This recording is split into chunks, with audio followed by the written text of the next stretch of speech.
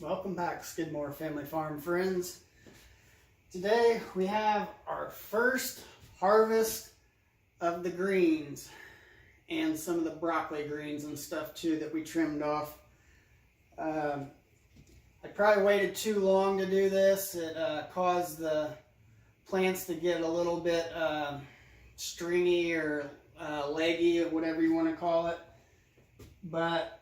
And I think also not moving, I should have moved them up here a week or so after they sprouted.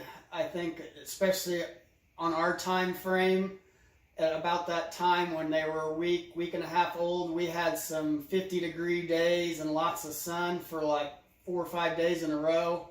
I think that would have helped out tremendously, but we didn't. I think I went over that a little bit before. But I went back and pruned everything down.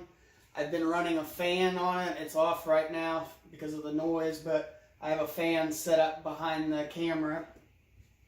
And it's an oscillating fan, so it's kind of off and on, blowing back and forth to simulate the wind from outside to strengthen the stems on the plants. And it's worked. I can even tell from the plants that were, the seedlings that were real leggy, the stems have started to thicken up. Some of them are probably double in size.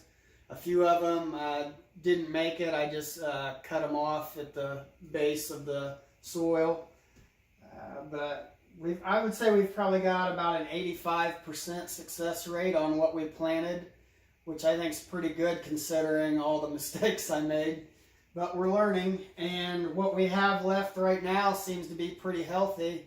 Hopefully it wasn't stunted too much that we don't get like the broccoli. Hopefully the broccoli will still produce. I planted it too early for one, and then I didn't move it up into the window soon enough.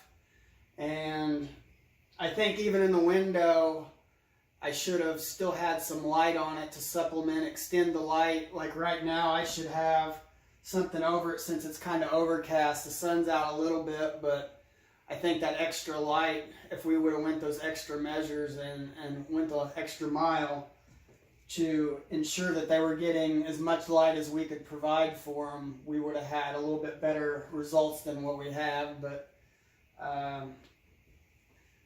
the different types of lettuce and mixed greens that we planted, they're all doing pretty good.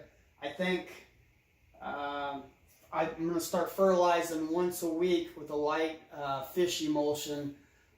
It'll be diluted down. It's approximately, I think, 2 tablespoons per gallon. I did that last Friday, and I could tell a big difference between that and the fan and getting them in the sun. It's done a big turnaround. It went from just having a couple small leaves on everything when I first brought them up here to having to prune them back, and the stems are thickening up. So I think we're on the right track, but hopefully we didn't stunt the growth too much by not getting them in the sunlight up here in the window. I think the basement will be good for starting, and now that I've upgraded the lights, we'll probably do a small scale, maybe just one tray that we might leave down there just for some lettuce, and just to see what it does, see how much better it does than the original lighting. But there's no replacement for the sun. The conclusion that I could come to is the sooner you can sprout them and get a good strong sprout, keep a fan on them, keep them watered, as soon as you get them yay big, 2 inches tall, or basically if you get something like this, it should be up in the sun. If it's not time to put them out, go ahead and supplement them with light on top of the sun, with their shop lights, grow lights, whatever you can get. Any extra light that you can give them if it's early in your season and you can't plant them outside, or you don't have a greenhouse or something like that, they definitely need that extra light that you can give them with the lights like I had. I just bought shop lights. That's better than nothing, and it does. They did a really good job of getting the seedlings going. but getting them up here in this window has helped tremendously. So, and then we also have some flowers. I don't remember which ones. I think they were zinnias or something like that. We've got some of those. The kids planted those. Those will be for some Mother's Day flowers. The V's also planted some. We'll split these up here. There's a couple, 3 or 4 in each one. We'll get them split up. And we actually planted more than that. We had 7 cups, I think. Some of them kind of sprouted and then died right off, and that's what was left. But then again, I think if we would have got them back up in the sunlight in time, like I said, we had that week or so that was like ideal, almost spring weather back in early February, into January, well over a month ago. And I think that would have really made them take off if they would have had that from the get-go and had a fan on them. But we're figuring it out. We're still getting a good yield from it. I mean, considering what the plants have went through, the neglect that I gave them, they're still doing all right. I think some of these, or most of these, except for like the broccoli, they will stay inside. And then I'm gonna get some starts going and sprouted for our spring and get tomatoes going here shortly.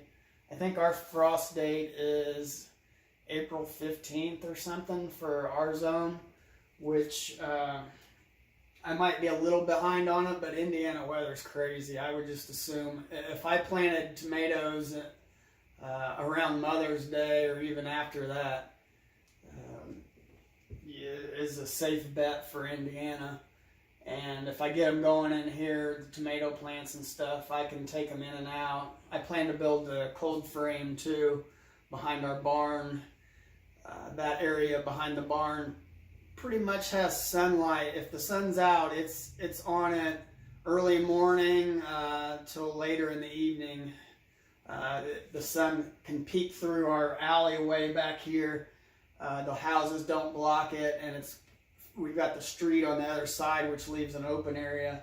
And then there's like 12 feet or so, 10 feet behind the barn that I should be able to like get a little mini greenhouse, cold frame, something set up for the tomatoes and cucumbers, peppers, all that. I plan to try and sell some of them. The street that we live on out here is kind of a main thoroughfare, one of them that goes through our town. It gets lots of traffic. Well, not lots, but it gets cars throughout the day, all day, and more so on the weekend too. So I think we can sell some stuff. There's always garage sales up and down our street, people traveling up and down it, and I'll advertise on the buy, sell, trade pages for our local county and Facebook market page, that type of thing. Maybe some Craigslist for seedlings and some other things that we have in mind. But that being said, we're going to wrap this video up. Thanks for watching Skidmore Family Farm. If you haven't hit that thumbs up or subscribed, please do so, and hit the bell for all our newest videos. Would you like to say goodbye, Elena? They can't see you over there. The camera's facing me. You want to come say bye? No? Want me to spin the camera around on you? I'm going to spin the camera around on her. I don't care what she thinks. She's hiding from us now. She's got a jacket on and a hat on like she's freezing. It's right at about 70 degrees in here, and she thinks it's wintertime inside, and the sun's shining in here. Let's get a little picture of Rosie, too. Ah, hey, Posy. How you doing? Get the baby girl. Oh, don't hide her. Silly Willy. What is it?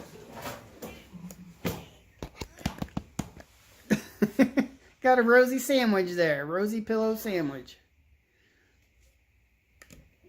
You want to say bye? All right. Thanks for watching, guys. Stay tuned for our next video.